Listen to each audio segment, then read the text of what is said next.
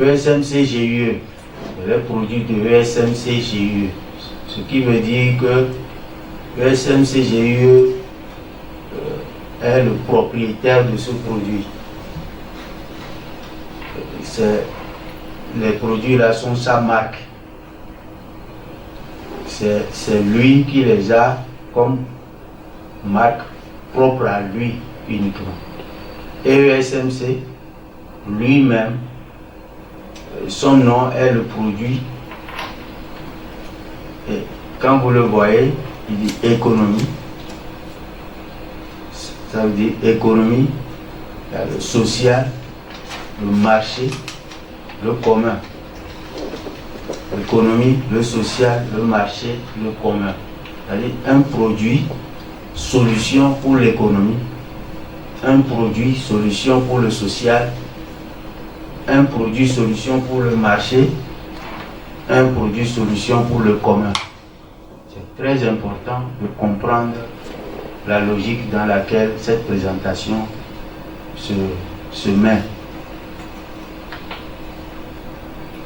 Donc ça veut dire que vous avez quatre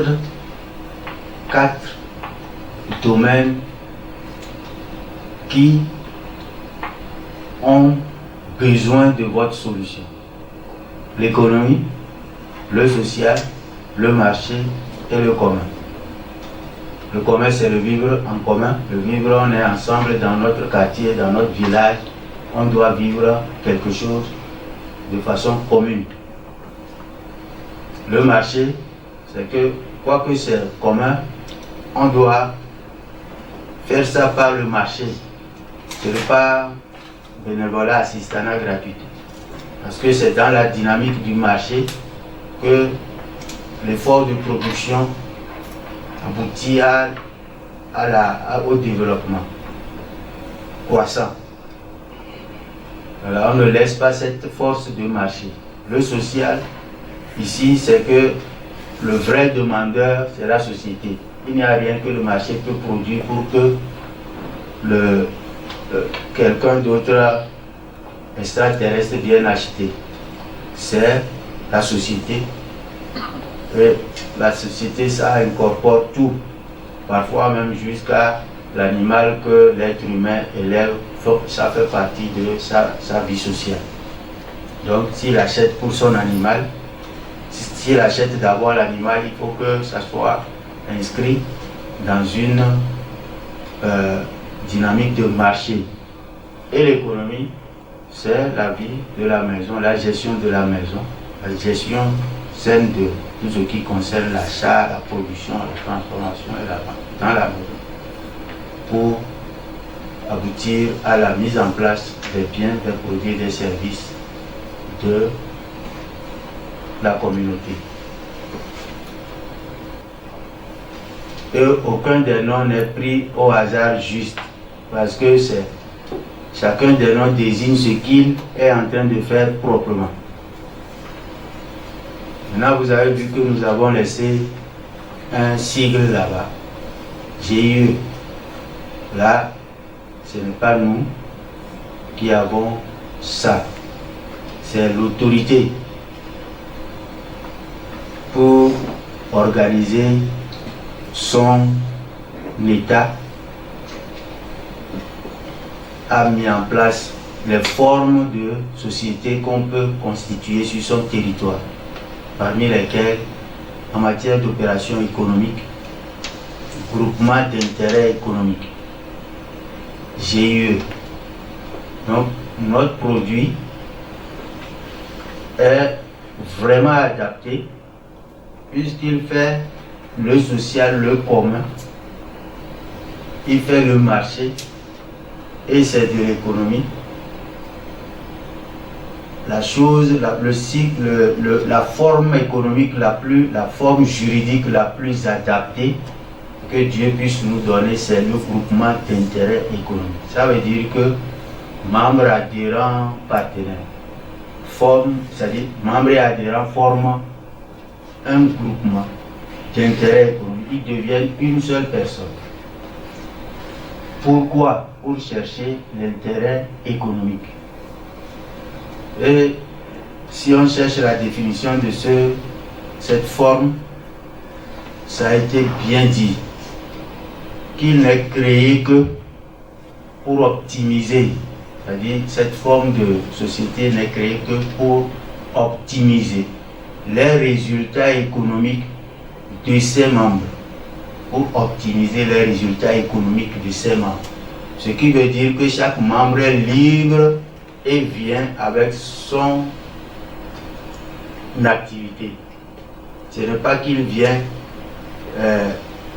se fusionner avec les autres. Il vient avec ses activités, il cherche dans le groupement une seule chose, optimiser ses résultats. Donc le groupement doit faire tout pour ne pas être son concurrent, pour lui tirer des bénéfices. Mais au contraire, le groupement doit constituer l'élément sur lequel lui, il se porte pour gagner davantage de bénéfices. C'est-à-dire que le groupement lui sert d'appui, le groupement lui sert de levier, le groupement lui sert de base robuste qui dépasse ses propres bases. C'est-à-dire, comme on dit, quand on se met ensemble, on est plus fort. Voilà, donc, s'il devait acheter un paquet de ciment, s'il était seul, il se regroupe pour acheter 1000 paquets de ciment. Ils ont l'avantage économique. Bien, donc, si nous sommes à niveau sur ce point du groupement d'intérêt économique, et le cadre central qui représente pour nous, pionnier de ESNC, en direction de tous les membres, et même les tiers.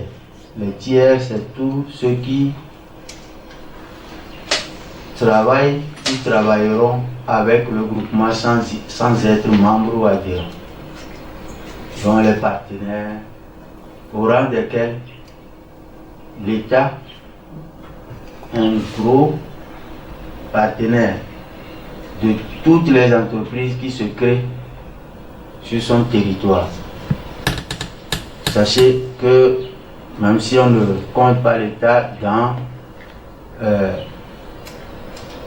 les commerçants, le plus gros consommateur sur un territoire, souvent c'est l'État. Sur tout ce que vous venez de voir là, il consomme. Il consomme pour l'économie, pour développer l'économie de son pays, de son territoire. Il consomme pour le social, pour développer le social de son territoire. L'État consomme pour développer le marché sur son territoire. L'État consomme pour consolider les communs qui sont autres que, il y a le commun public, il y a les communs qui ne sont pas publics. Donc pour consolider les communs, à côté de la propriété privée dont il est le gage, c'est-à-dire il doit préserver l'atmosphère de son territoire pour que la propriété privée puisse exceller normalement. Cependant, il veille à ce que les communs, tels que le GIE va former son commun, permettent que la propriété privée s'optimise, c'est-à-dire optimise ses résultats. Donc, l'État consommateur, par principe, nous sommes vendeurs d'un produit. Ça veut dire que nous devons faire le clin d'œil au gros consommateur qui est l'État. Du côté social, quelles sont les demandes que l'État peut nous adresser, nous aussi? Du côté du marché, quelles sont les demandes que l'État peut nous adresser ou il adresse à sa population, parmi lesquelles nous sommes et que nous pouvons saisir l'occasion? Du côté du commun et du côté économique, quels sont les marchés que l'État ouvre pour cela. Il est aussi donc, comme il est consommateur, il doit être vendeur. Mais c'est un peu plus complexe que ça. L'État, lui, collecte auprès des vendeurs. C'est pour lui que presque tout le monde vend. Tous ceux à qui il donne autorisation de vendre sur son territoire, produits transformés, aller vendre sur son territoire, doivent lui dégager sa part, soit en forme de taxe, soit en forme d'impôt. Parfois, les parties de l'État se chargent aussi de la cotisation, qui sont tous orientés vers les recettes de l'État. C'est tout ça là qu'on met dans le paquet de recettes de l'État parce que il doit avoir un équilibre budget de l'État, entrée égale sortie.